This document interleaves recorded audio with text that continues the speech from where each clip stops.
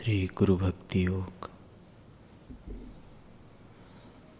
गुरु के प्रति भक्ति भाव होना आध्यात्मिक निर्माण कार्य की नींव है। भावना का उफान या उत्तेजना गुरु भक्ति नहीं कहलाती। साधक के दुष्ट स्वभाव के नाश का एकमात्र उपाय गुरु सेवा है।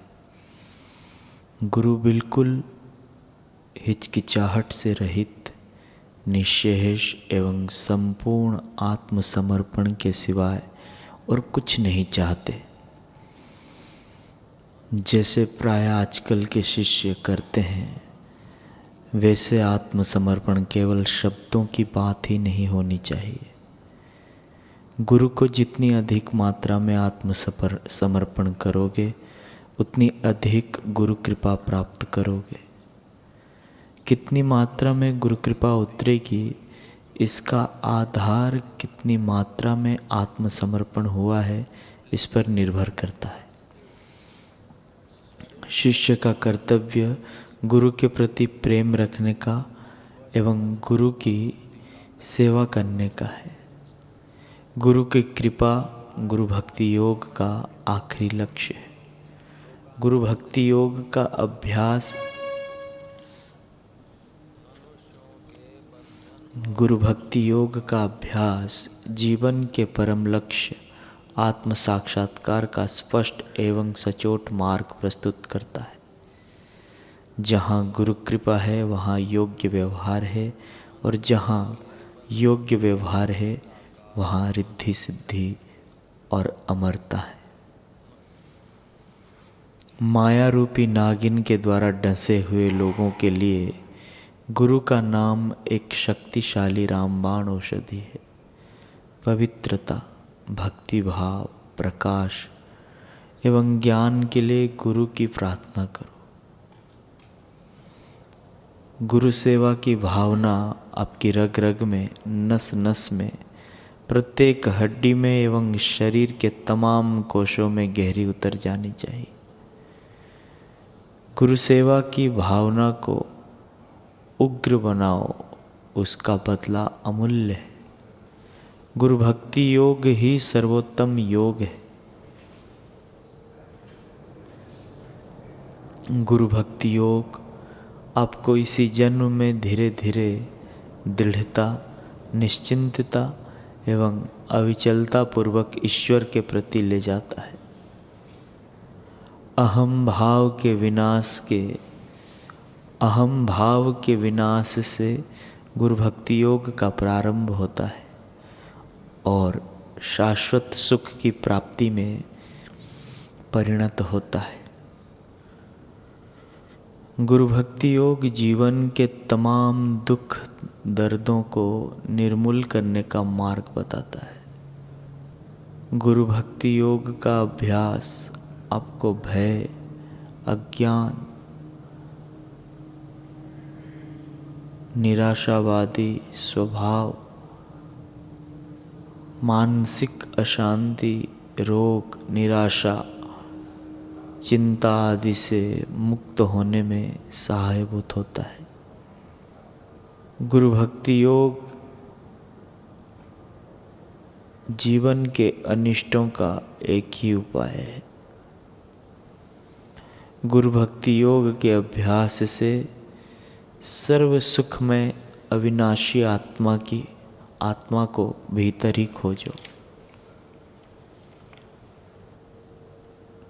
गुरु भक्ति योग माने गुरु की सेवा के द्वारा मन और उसके विकारों पर नियंत्रण एवं पुनः संस्करण।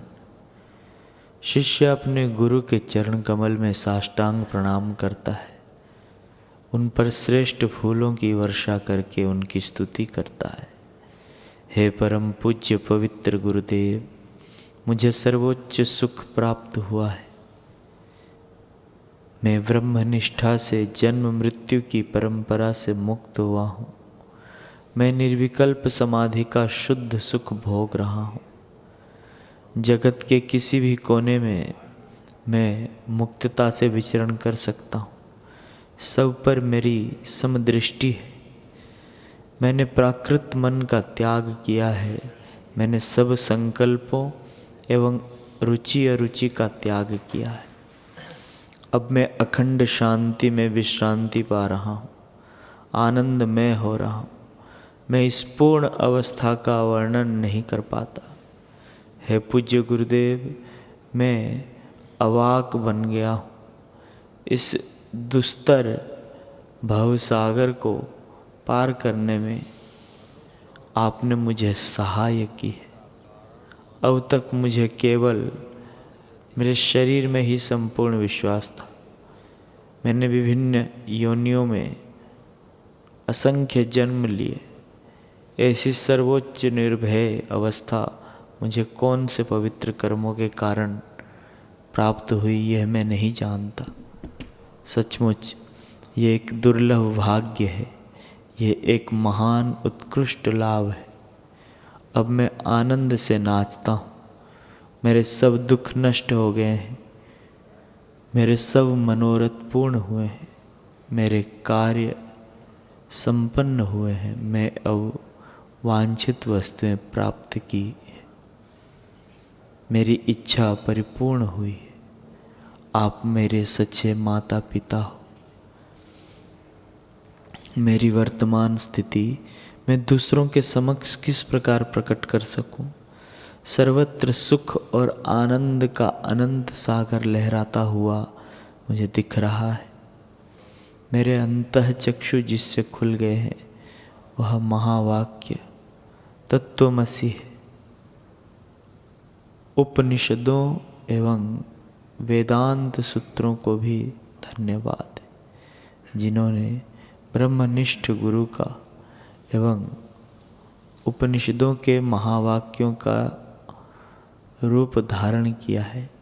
ऐसे श्री व्यास जी को प्रणाम है, श्री शंकराचार्य को प्रणाम है। सांसारिक मनुष्य के सिर पर गुरु के चरणामृत का एक बिंदु गिरे तो भी उसके सब दुख नाश होता है। यदि एक ब्रह्मनिष्ठ पुरुष को वस्त्र पहनाया जाए तथा भोजन कराया जाए तो सारे विश्व को वस्त्र पहनाने एवं भोजन करवाने के बराबर है, क्योंकि ब्रह्मनिष्ठ पुरुष सचराचर विश्व में व्याप्त हैं, सब में वही है। ओम ओम ओम।